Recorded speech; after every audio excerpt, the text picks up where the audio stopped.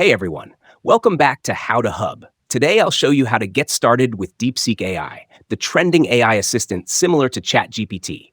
Whether you're on iPhone, Android, or even desktop, this guide will walk you through everything you need to know.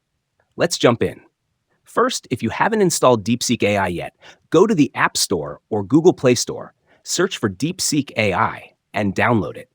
Once installed, open the app and tap Agree to accept the terms. Now let's create an account. You have three options. Sign up with Google or Apple for a quick setup. Use an email and password and verify your account with a code. Once logged in, you'll see a simple interface, just like ChatGPT. This is where you enter your questions or prompts.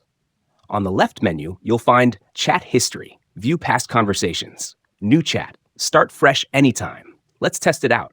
Type something like, "What's the difference between Deepseek AI and ChatGPT?" and watch it generate a response. Deepseek AI also has extra features, including DeepThink R1, a premium version with more advanced AI capabilities.